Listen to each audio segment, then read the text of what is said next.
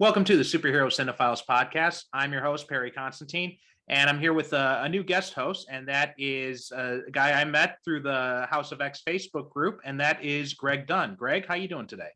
Oh, not bad, Perry. I appreciate you inviting me on the podcast. Well, I'm glad to have you on. We had talked about when I was looking for someone to come on and host the Grant Morrison podcast I'm doing. You were one of the people who was interested, but by the time we had gotten in touch, I'd already gotten a team assembled. But I thought this would be a little consolation prize or so.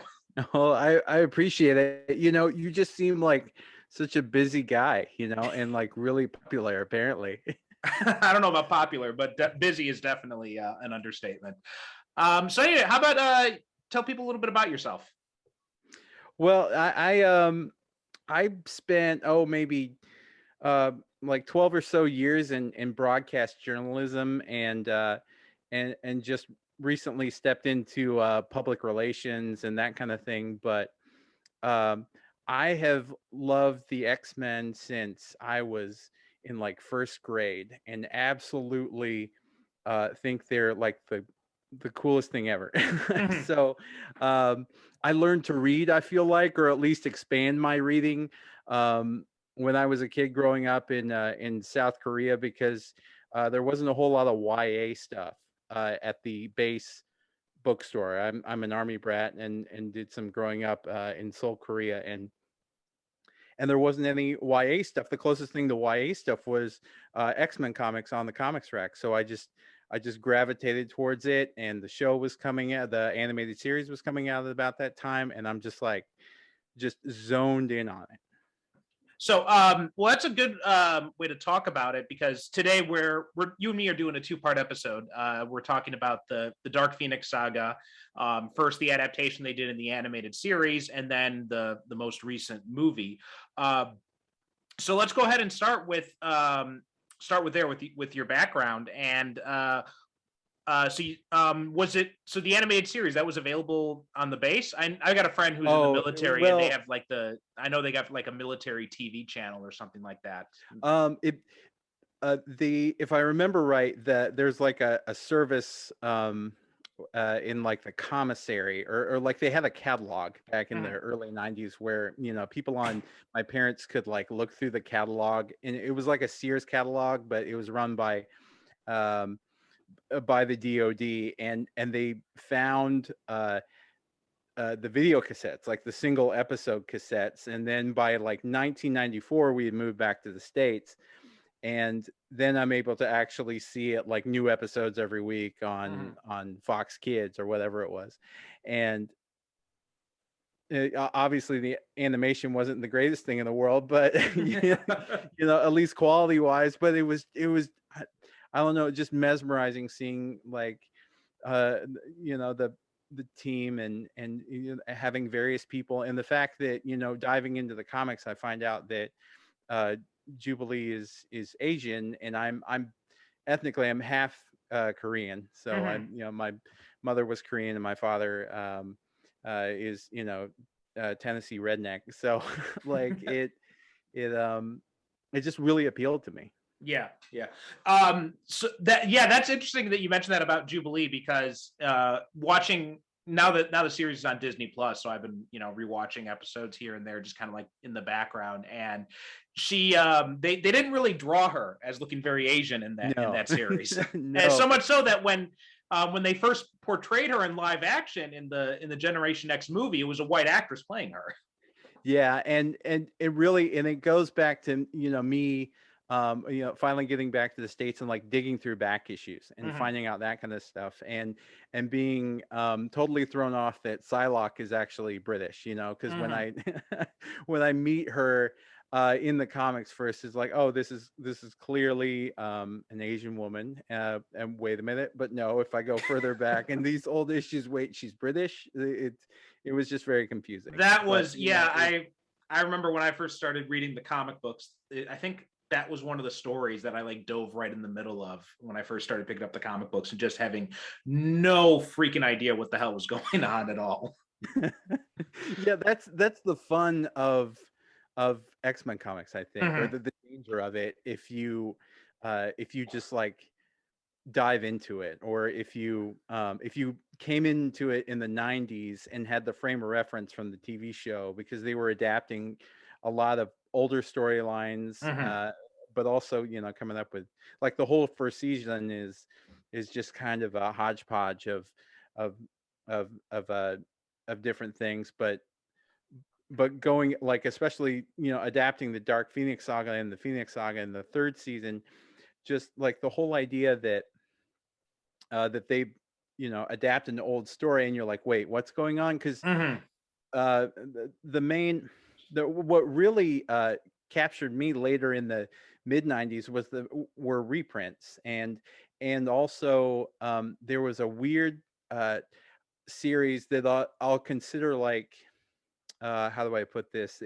It's like a shot for shot remake of the first 16 issues. They got another writer to update the original 16 Oh, issues. was that It was a called Professor X Professor and Xavier and the X-Men. yeah, I remember that And book. I remember that book. and it really, and that's what really made me visually appreciate the original team more. Mhm. But Yeah, I remember that.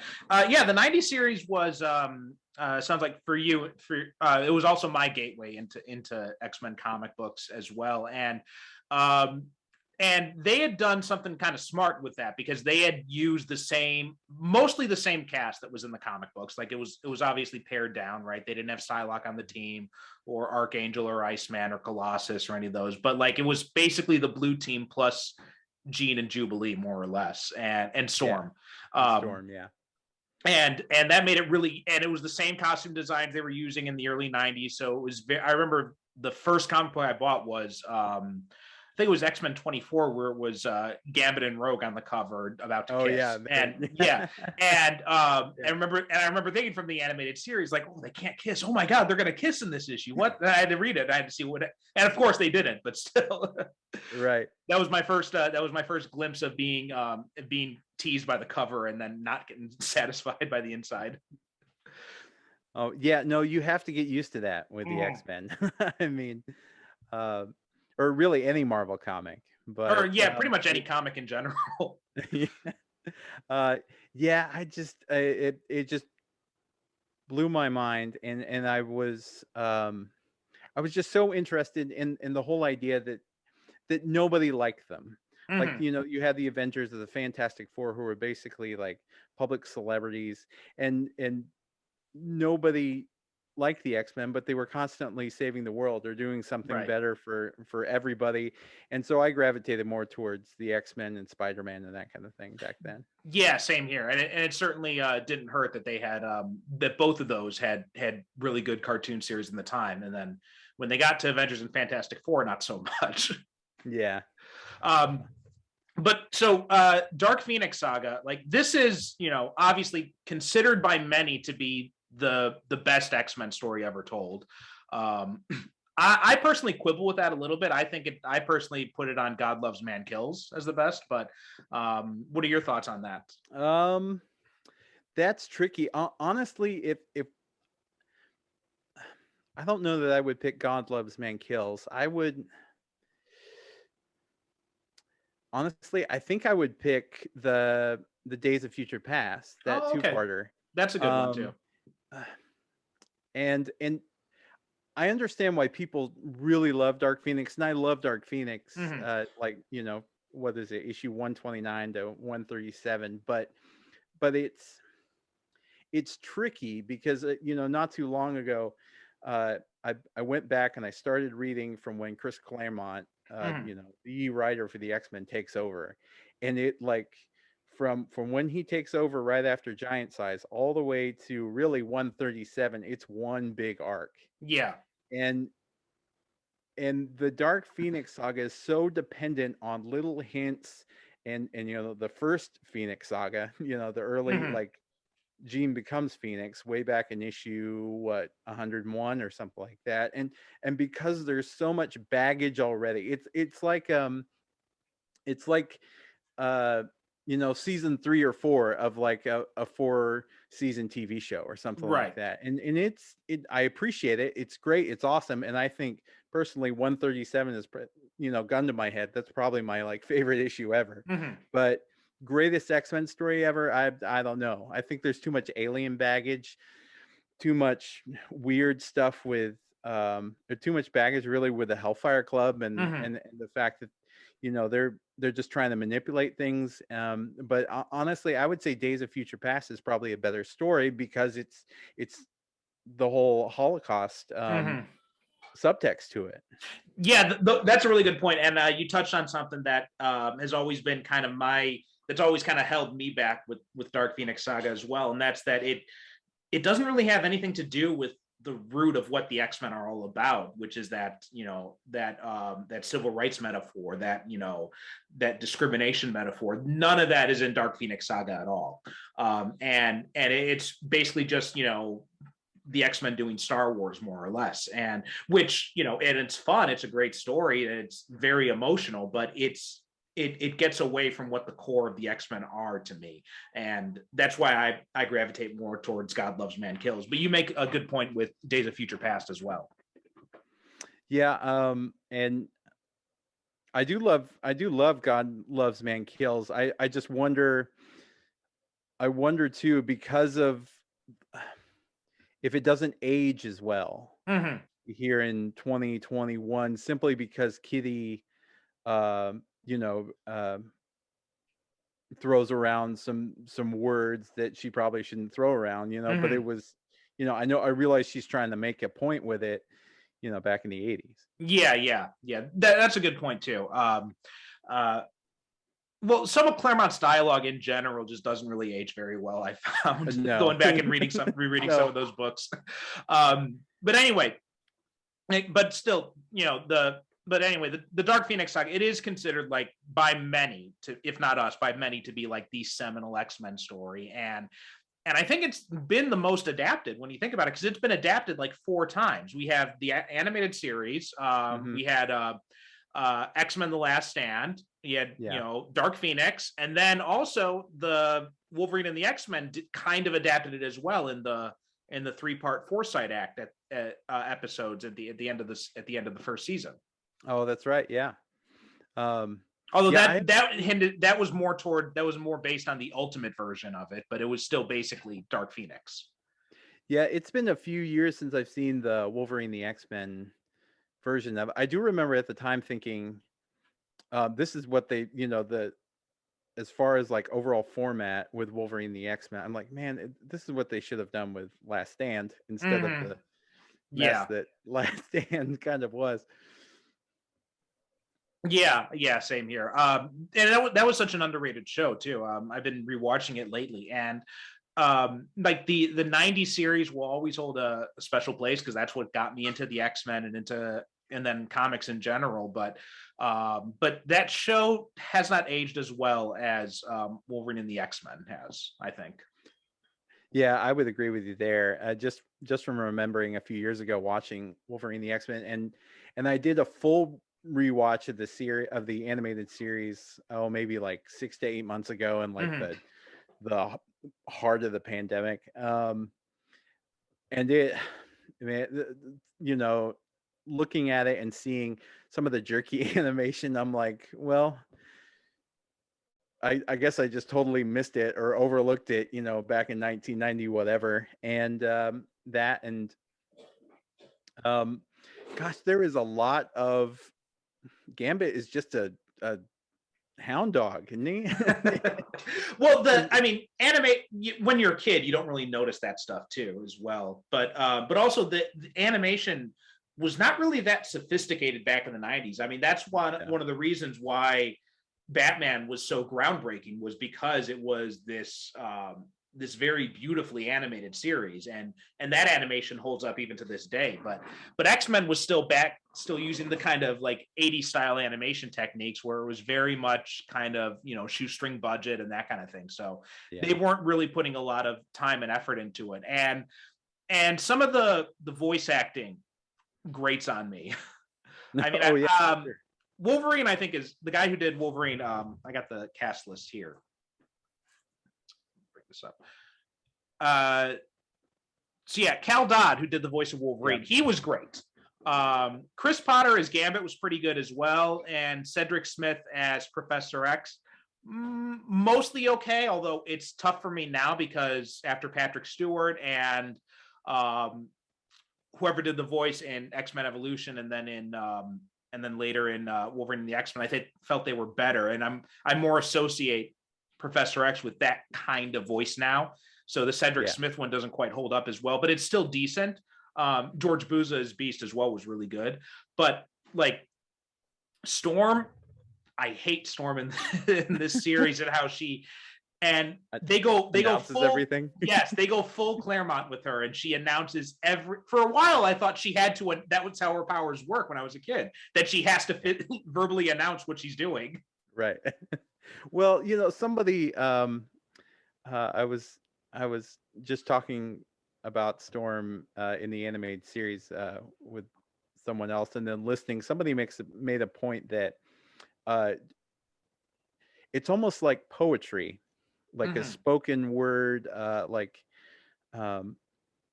and especially they pointed out it's sort of like how Maya Angelou would like read her work when she was out, reading her work. With the deep, like, wind and rain and feel the power of my lightning. And well, it worked in 1993 or whatever. Yeah. And I also don't like, for a while I hated Cyclops just because of this show, because he's really annoying in this series. I think honestly, I think I'm one of the people that I related to Cyclops the most, because I was the kid who was like, guys, we got to follow the rules. Like everybody else loved Gambit and Wolverine because they were, they were always, I don't know, they would throw. They were the rebels, yeah. but I was a kind of a cautious kid, and I think I'm still a little cautious now. And like, no, we have to follow the rules. And I love Cyclops because here was this guy who had to keep himself in check all the time, and he followed the rules. So, so when it comes to Dark Phoenix, which was your first exposure to that story? Was it in the comics or was it in the animated series? I think it was the comics, actually. By that time, I had found, well, you know what? So there was this trade paperback called "The Greatest Battles of the X-Men." I had that one, yeah. So I read 137 and the other issues in that book before I read, I think, any other X-Men comic, and I just latched onto it, and didn't even know at the time, like the stuff with the Hellfire Club. I just had the conclusion to the saga. It's like I had watched Return of the Jedi without seeing Star Wars and Empire Strikes Back. But that was my first exposure, and then by the time I got back to the States, I had access to what I called the coloring book editions of X-Men. They were the essential, like, the essential Marvel collections. They were printed on like thin newspaper pulp. Oh, yeah. I remember. Yeah, I remember those. The big black and white collections. Yeah, I remember those. Yeah, you got like 16 issues for next to nothing, like $20 or something like that. So as a kid, I'm like, okay, I can save up my money and buy one of these and get like a whole bunch of story. And that's really where that single issue from Greatest Battles of the X-Men, that was the first exposure I had to Dark Phoenix. I was trying to remember last night as I was rewatching these episodes if that was, because I do remember that trade paperback, and that was, I'm pretty sure I had watched the first season already, because I knew, I was kind of surprised because Days of Future Past was in that too, if I'm not mistaken. Yeah, it was right after it. Yeah, and I was really surprised because I was really confused when I was reading Days of Future Past in the comic book. I'm like, wait a minute, where's Bishop? What's going on here? Oh, yeah. But I can't remember if we had gotten to the Dark Phoenix Saga by the time I got that trade or not. So, or if I had read the Dark Phoenix Saga, because I know there was a trade of Dark Phoenix Saga that I had gotten from the library. But I can't remember which one came first. It's like a chicken or the egg situation for me. Well, I had assumed that everything in the animated series was, after seeing the first season, Mhm. was happening afterwards, just because, oh, they're adapting the show and this must be happening afterwards. And even Gene has like a throwaway line that somewhere in the first season, I think it's when when Sabretooth is at the mansion. It's like the Mhm. third or fourth episode, but I swear she has a throwaway line about her darker past. Oh, that's right. Yeah, yeah. She says she does mention something. Yeah, she mentioned something about like we all have like a dark past or something. Yeah, so I just assumed that, oh, well, maybe they won't adapt it, but here they go. Well, the continuity in that Right. series was kind of wonky, and I think part of the reason is because they didn't have a dedicated writing staff, right? It was just all freelance, basically. They had the two showrunners were on. I was listening to the ex-wife podcast, and the two showrunners from that series were on there talking about it. And apparently, like they didn't really have like a dedicated writing staff, so it was just kind of like each episode was written by like different people, and they didn't even know if they would go past the first season. And basically they were just given kind of the characters, and they had Bob Harris as a story consultant over at Marvel, so they were able to run things by him. But they didn't have like necessarily like a series Bible or something where everything was laid out like you'd have with most TV shows nowadays. It was very just kind of slapped together, and it shows because I remember because you see Archangel appears in the first season, right? And he Right. doesn't know any of the X-Men. Magneto appears in the first season, and it seems like it's the first time he's meeting the X-Men. It's not quite clear. Um, Even the episode with the Juggernaut, it kind of seems like he knows everybody, but at the same time, sometimes they're talking like they don't know him. And then but then you get to later on in the series when you have the Iceman episode, which was one of my favorites, and you see the flashbacks, and you see Angel in the flashbacks with the original X-Men fighting Magneto. So they didn't really do very very good job with some of the continuity there. Well, it's like typical X-Men retcon. You just Mm-hmm. throw in and you just duct tape it together. I guess later Yeah, on, you yeah. just you do what you need to do for the episode and justify it later. So anyway, going to talking about the adaptation, then, what were your thoughts rewatching these episodes? Um, well, it wasn't bad. Mm-hmm. I didn't. I guess I let me think about this. I I've forgotten the part where Dazzler was basically just kind of there to throw off Jean / Phoenix, Mm-hmm. and then she was more of a there wasn't a whole lot to her, but she only gets the one episode. Mm-hmm.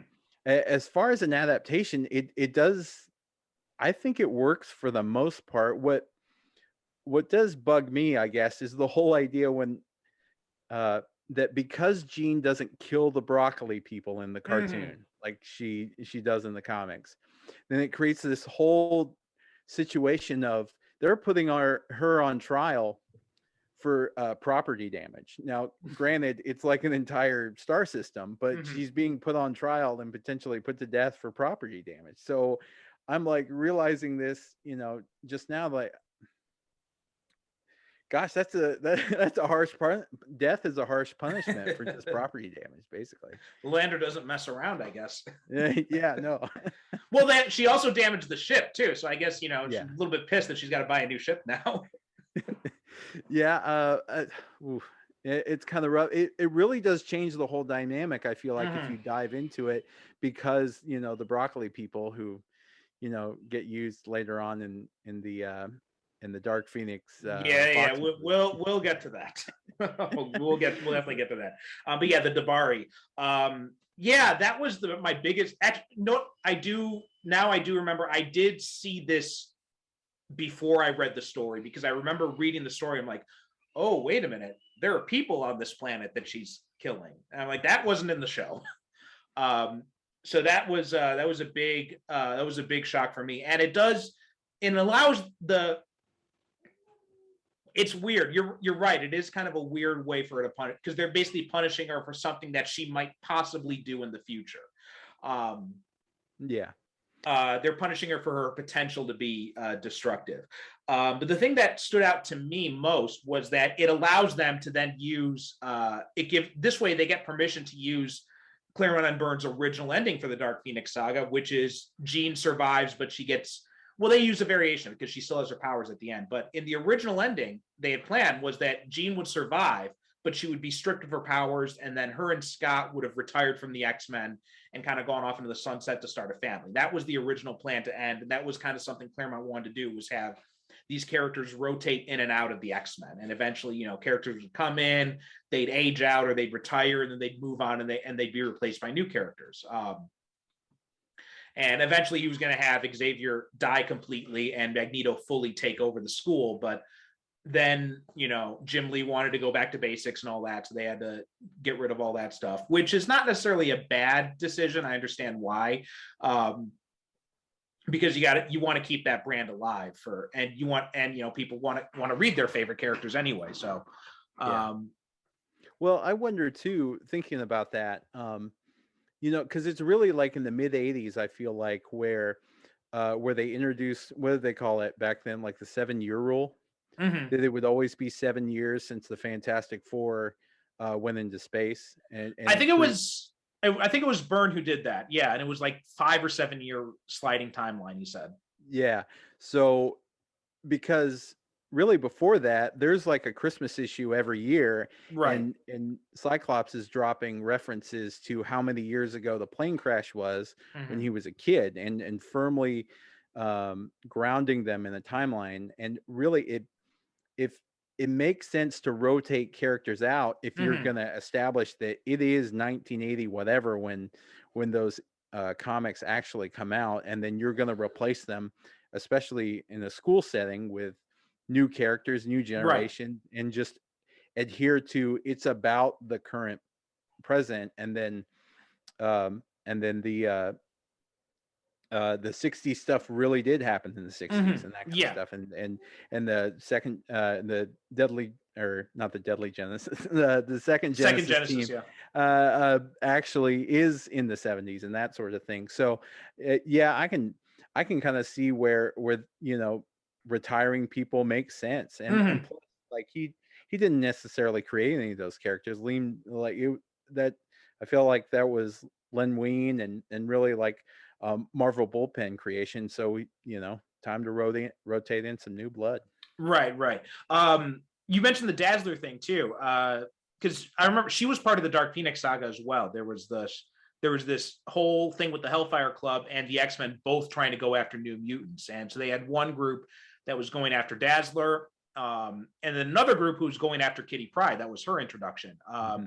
Which is interesting now when I'm watching this, because they really did not want to use Kitty Pryde in this show at all. She's like the one character who never appears once in all the episodes. Yeah, I wonder why that is. Well, apparently it had a lot to do with Pride of the X-Men, because they were worried when they were putting the show together. They thought about using Kitty Pryde, and you can see like Jubilee in this series is basically Kitty Pryde. Right, she's got none of the Jubilee personality from the comics, really, and they had wanted to use Kitty Pryde in the beginning, but then they realized, oh wait, well we got this Pride of the X-Men pilot, and if we do the same thing, people are going to think we're just redoing the pilot again. So they wanted to avoid those kind of comparisons, and so apparently that seemed to have kind of created this situation where they never use Kitty at all. Huh. See, I mean that is the one thing about the animated series adaptation I would kind of harp on, is because if you remove Kitty Pryde, you've also watered down Emma Frost's involvement, because mm-hmm, and it shows in the episodes, because you're only getting basically half of some of the story from those original issues where it's just Dazzler, because in the comics they split up. And what is it? Half the team goes to check out Dazzler, and the other half go, to meet Kitty Pryde. Yeah, you're right. It does. It totally waters down Emma's part in the story, and which is why we and also in and then in First Class too, and X-Men Origins, we get watered down versions of Emma in both of those, and then mentioning Wolverine and the X-Men, that was the only time we got an Emma in other medium that was done some amount of justice. Yeah, in fact, and like in the comic, and correct me if I'm wrong, like Emma's not in the later Hellfire Club stuff, right? Because she just helps Mastermind establish the connection. And it's no, she remains active with the Hellfire. I believe she's active with the Hellfire Club, but she becomes more active in the school side of it with the Hellions, and so she becomes more active in the New Mutant stuff. The Dark Phoenix story itself. Yeah. She gets like, I don't know, brain burnt out or something like that, and she's out of commission through the rest of the Dark Phoenix Saga. And you're right. You're right. You're right. Like way after. I thought you were talking about Hellfire Club stuff in general, but you're right. No. In that series, she basically comes in, and I believe it's Jean who basically knocks her on her ass and then takes her out of commission for the rest of that story. So you're right about that. And she doesn't really have much of a purpose in these episodes either. Like, she's basically just there to kind of help Mastermind, along basically. Yeah, and it really visually you need her there to kind of fill out the Hellfire Club, and you, I guess with a kids TV show, walk the line with using a comics accurate costume with her. Well, I thought that was funny because I noticed her costume is more or less comics accurate. But when it came to Jean's Black Queen costume, all of a sudden they gave her blue leggings. So so there was so apparently they couldn't go full bondage with Jean, but they could with Emma because Emma was a villain. So I guess that was okay. She's a bad guy. It's okay. You get away with it. But also you can see, looking back on this show, the standards and practices influencing things, like the fact that they're not allowed to be called the Hellfire Club. Instead, they're just the Inner Circle and the Circle Club. The sign says Circle Club. And I think Wolverine and the X-Men had the same problem too. They also didn't call them the Hellfire Club, if I'm not mistaken. They were just called the Inner Circle as well. And even I'm years later picking up on nobody says kill, you just say destroy. Exactly. Yeah.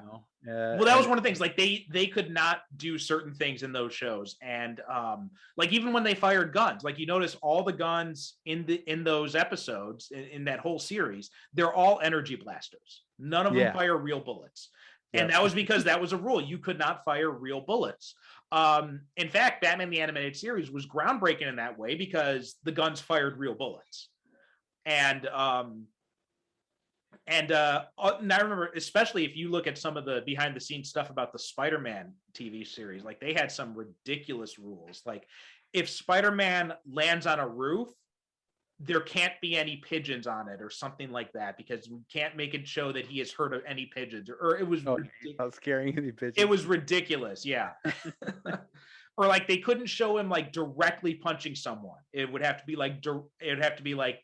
reaction shots only, or it was because of the backlash over Power Rangers, apparently had influenced a lot of the stuff with Spider-Man. And so Fox got terrified about offending parents because of that. Well, I know as a kid, I was offended by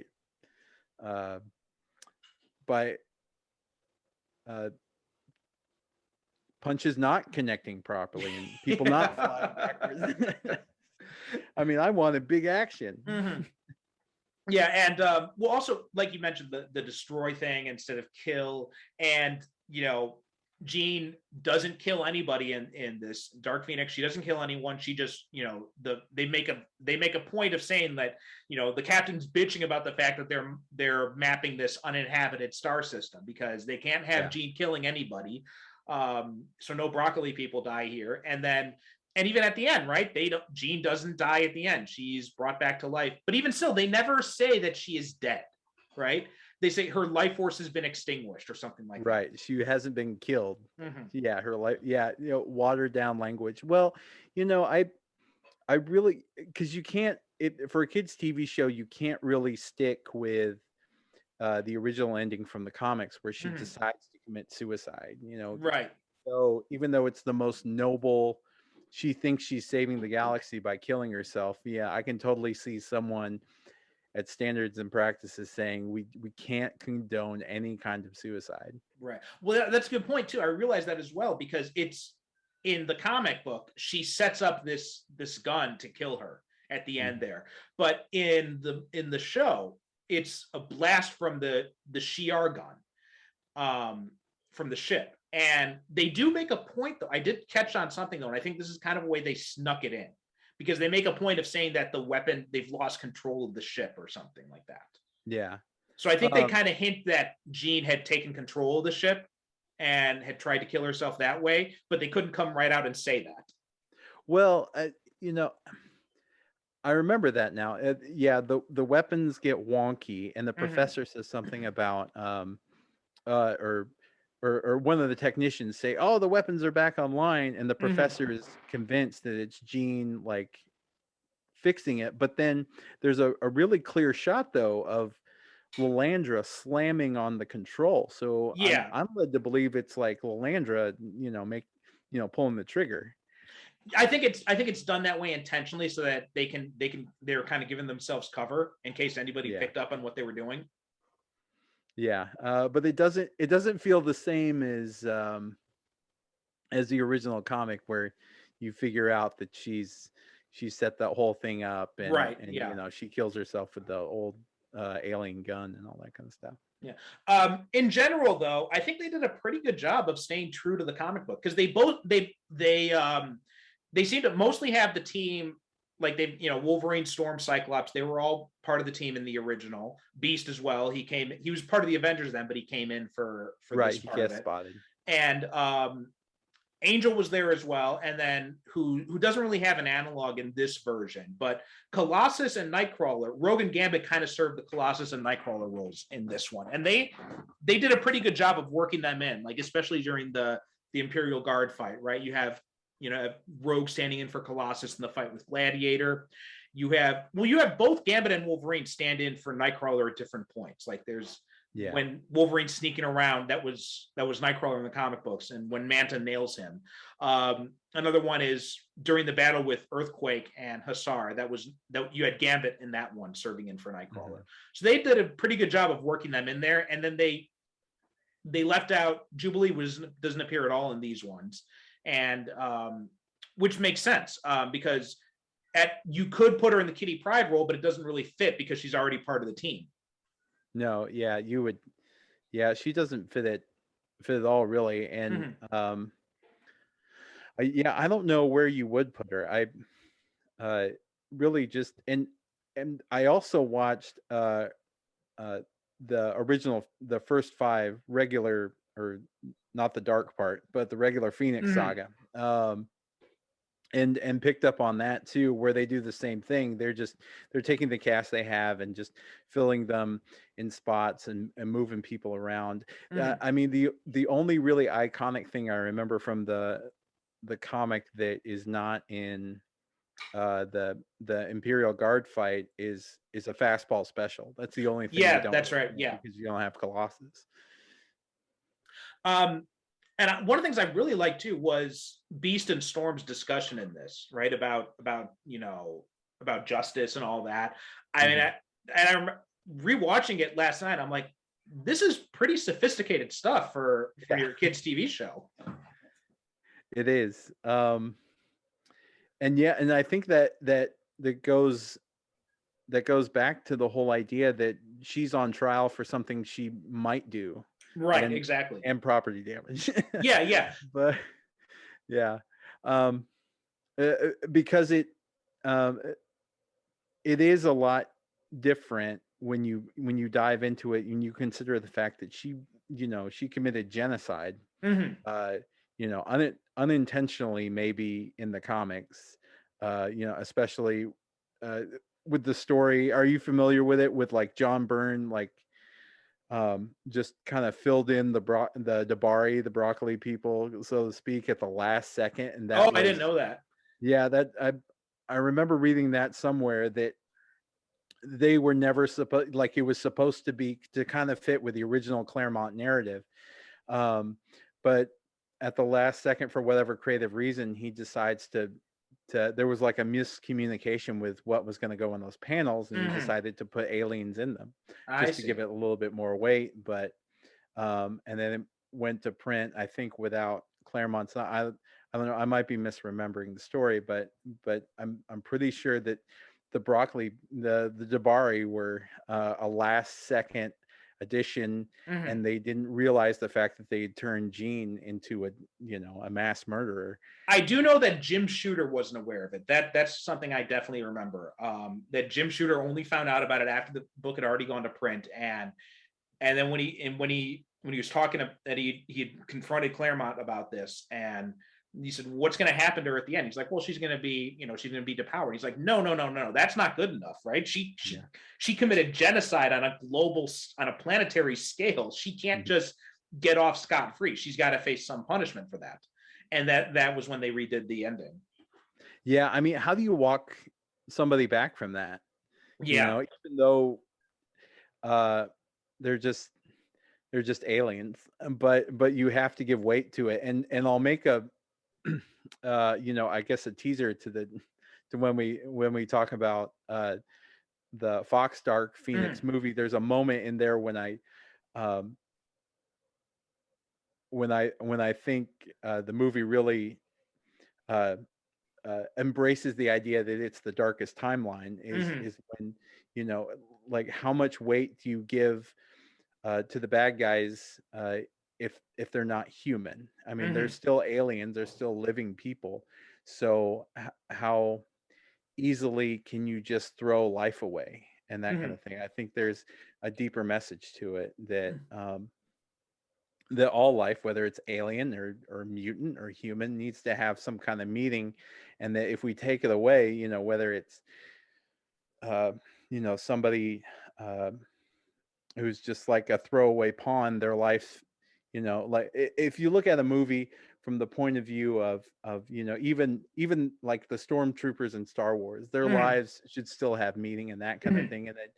And even the foot soldiers to the bad guys, even their lives have meaning. Like with the animated series, one shot that rewatching that I really love that they kind of stuck the landing with and adapted was when Harry Leland sends Wolverine into the sewer, Mhm. and he splashes down the sewer. It looks like the same John Byrne panel when he Yeah. rises up out of the water. But again, a big difference in the comic. He just slices and dices his way through those Hellfire Club guards. But Yeah. obviously in the comic, standards and practices walks them back where it doesn't seem like he actually probably kills anybody. No, they actually make a point. Like he retracts his claws and then punches them out. Yeah. So yeah, that was always kind of one of the interesting things about the series. They've got Wolverine with his claws, and he can't really use them Yeah, except when they're he fighting can slice Sentinels. up a door, Yeah, yeah. he can slice up a lock, but yeah, he's not drawing blood anywhere. It was the same thing with. I was a Ninja Turtles fan back in the '80s as well, and like the same thing, right? Like Leo and Raph, they can't really use their weapons. Oh yeah, and those original comics with who was the like Eastman and Eastman and Laird, yeah, Laird. Yeah, I mean, yeah, they were they did not hold. No, they didn't hold back in those at all. no. But yeah, I'm glad you mentioned the Wolverine thing. I wanted to mention that too. I thought they did a really good job of that, and just these little bits of Wolverine when he's coming up through the Hellfire Club, like when the guy's asking for the bottle of wine, then Wolverine knocks him out, and then he looks at the bottle and he's like, "Oh, that was a lousy year." Then he takes the turkey leg. But yeah, just those little moments like that; those are really well done. Uh, Overall, I mean, it's I also like that they found a way to use Jean's original costume in a way that made sense. They don't say that she was. I noticed that he didn't say you're because in the comic book he says you're dressed as Marvel Girl, Yeah, and he doesn't say that this time. He just says you're wearing your original X-Men uniform. yeah. Another uh another little slip that would, if you're paying attention in the Iceman episode, then no, it's not really her Yeah, her because she's wearing original the costume. yeah, she's wearing the yellow and blues in that one. And just as a side note, I hate that they brought back the green dress costume in the House of X stuff. Me too. Um, I I don't, especially after X-Men Red, Mm-hmm. I feel like there. I don't know I think there's something that bothers me about a grown woman regressing back to a code name like Marvel Girl. Mm-hmm. I and and they seem adamant about not wanting to call her Phoenix with all the stuff that's going on in Jason Aaron's Avengers. Mm-hmm. So, you know, um, I mean, I you're kind of understand between them. because I understand not wanting to use the Phoenix stuff because after Resurrection, the whole idea is like she's put all that behind her, and I thought X-Men Red did a really good, even though I wasn't really so sold on the X-Men Red costume. I don't like the like bulky shoulder pad thing, but still, like I prefer that to the going back to the green mini dress. Yeah, uh, Russell Dodderman did a version of the '90s costume. I like the color scheme. Mm-hmm. I think it was in the Silent issue that he did. Midway through the Dawn of X. Yeah, it was like a callback to the Grant Morrison issue where Oh, the uh, Nuff Said issue. yeah, Mm-hmm. uh, he updated the costume. It was like a marriage of the '90s costume with the green dress color scheme. Oh, okay, Uh, I'll have to look that up. and if you read that issue, that's the costume I would prefer her to be in nowadays. But uh, I think hopefully we'll get there. I don't know. I feel like there's something else going on in the comics right now with her and Beast and all the resurrection stuff, and they might come back around to finally revealing what's going on. The and I think there's another potential connection, um, especially with the whole family dynamic Mm-hmm. that's been in there with Scott um, and both of the kids, Cable and Rachel, and everybody living in the same house. Mm-hmm. And I think it's almost like this is what we always really wanted and that kind of thing. So she's trying to be, nice mom Jean rather than grown up, uh, uh, all grown up and that kind of thing, Mm-hmm. and leader Jean and that kind of thing. Right, I right. think it's more of a maternal thing. That's a good point. Okay. Well, I'm still kind of behind on this. I'm getting these stuff through trades when they come on Oh, sale on Comixology. So like I'm only up to I haven't even gotten to X of Ten of Swords or X of Swords or whatever it's called. okay. Yeah. Well, I don't want to spoil anything for you, but yeah, there's Russell Dodman does a callback. It's a whole issue where she and Emma, Jean and Emma, basically have to do another psychic rescue, and so Oh, the okay. art is just absolutely beautiful, and I think you'll appreciate it if you like the Nuff Said issue from Grant Morrison, because Yeah, it's really that was one of the uh, best issues of that run. So I'm looking yeah. forward to when we get to cover that on the podcast. Anyway, one of the things too I thought was interesting about this is when they have Dazzler in here, and it was they used her 90s look, I noticed, Yeah. which seems very odd because that's like when she was, this rebellion leader in the Mojo verse, Right. and she's doing it, and instead she's using it as a lounge singer. So she's got like the pouch belts and all that, and it just seems really out of place. It it does. And is it the same voice actress as Rogue? Because I feel like she has a slight twang I'm not sure. That's a good to question. her voice. And her hair was a little more red. Yeah, Than, yeah. I thought that it's was like weird too.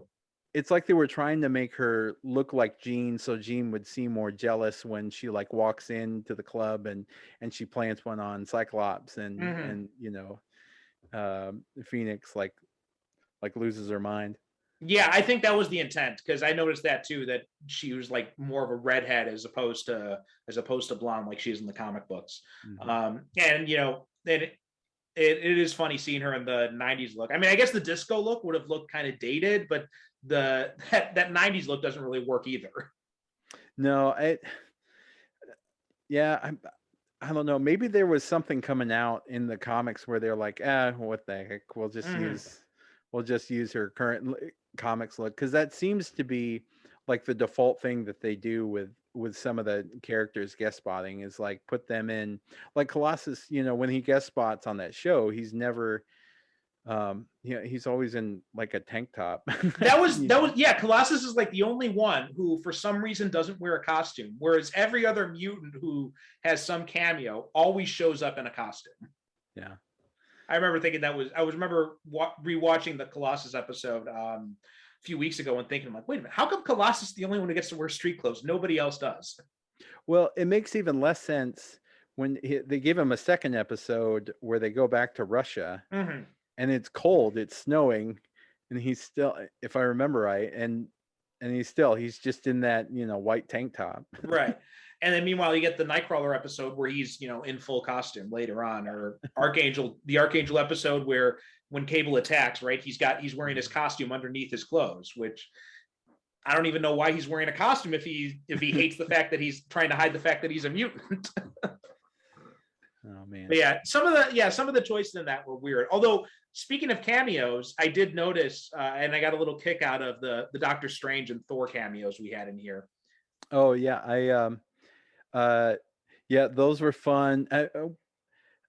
I feel like there was something like that with the comics too, where because when Phoenix has her Mm-hmm. big energy burst, we touch on, and then there was the Watcher too. The That's right, the callback Watcher. to Yeah, yeah. the I knew there was someone else I was forgetting.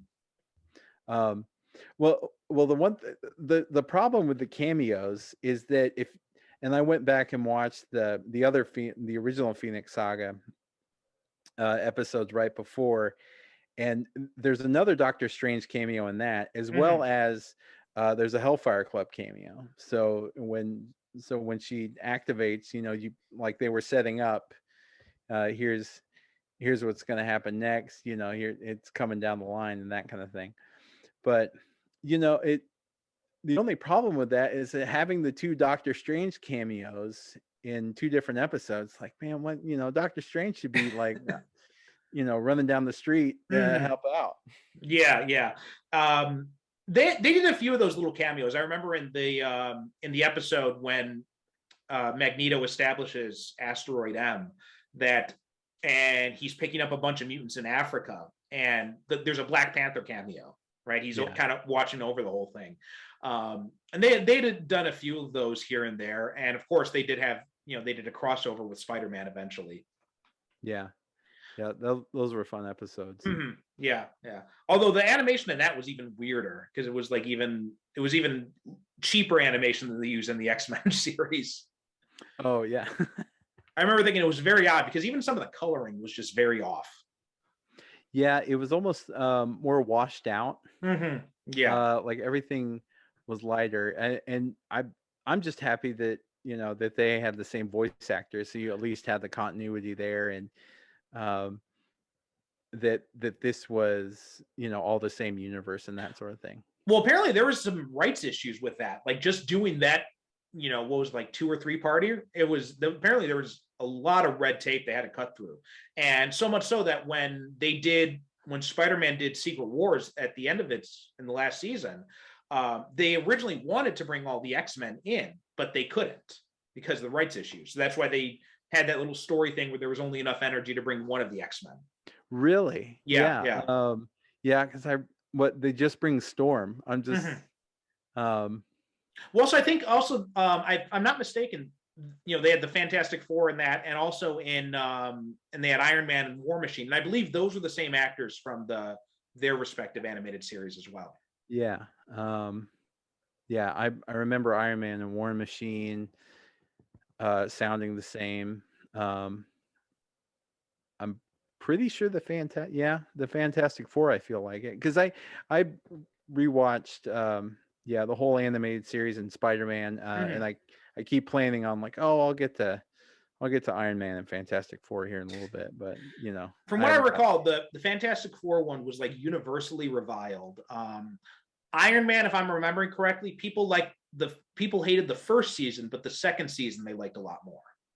Yeah, they upped the animation quality. It's like I Right. feel they must have went to a different animation house because I Well, the first season they were trying to do like kind of like it was like kind of almost like a GI Joe Master of the yeah. Universe type thing because they had like Force Works going up against the Mandarins, and in the second season they got rid of Force Works and they got rid of all that stuff, and it was just Tony on his own. Yeah.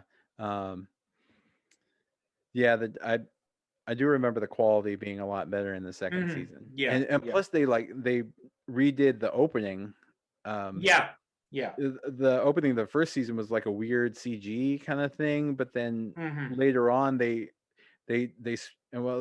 opened with a really cool uh uh like rock, grunge rock kind of opening, and he's Mm-hmm. like just slamming the hammer. It's so much more like striking, I guess, Yeah, literally. yeah. I remember that as well. And what else was I going to mention? Um, and then they had the Incredible Hulk cartoon too. That was I remember that being pretty good as well, especially Yeah. in the second season when they brought in She-Hulk. I remember that being well received. Everybody loves She-Hulk. Yeah, yeah. All right. So anyway, uh, any final things to add about the this 4 part? Which is basically, it's basically a movie split into 4 parts, right? It's like it's an 80 Yeah, minute movie. it's just it works as an adaptation. Mm-hmm. And they made it fit, with the bigger animated series kind of story. And despite the watering down, I guess you would argue, for a kid's show, I still Mm-hmm. think it works. Uh, and there's always something awesome about a duel with Cyclops in a three-corner hat. Uh, um, but yeah, I like it. I had a good time rewatching it this time around, and kind of remembering how fun it was, Mm-hmm. and and I've forgotten about the golden tree. At least Oh when yeah, yeah. Phoenix starts when she starts showing off her powers and she turns a tree into, like, I think she's supposed to turn it into gold, right? Just I to think so. show Yeah, how she like powerful she transmutes is. it into solid gold. Hmm. Yeah, pretty much same thoughts as you. Even with the watering down, I mean, this is still the best adaptation we've gotten of the Dark Phoenix Yeah. story, and the series benefited from waiting until the third season to do it. So we had built up and we had seen Jean's power level grow, because if you remember those early episodes, most of the time she didn't even go out into the field. She just kind of Right. hung back at the mansion most of the time. Right. Um, She was just passing out a yeah, lot. she passed out a lot with like making the orgasm noise every time she did. Yeah. I also Yeah. never understood why they went with the ponytail in her costume instead of just the full hair like they did in the comics. I don't know. You think it was easier to animate? Maybe that It just that because she has because it's pinned back, it's almost like a cloth. yeah, yeah. That was just kind of a weird choice that I remember rewatching these episodes. Um, but yeah, they did a pretty good job.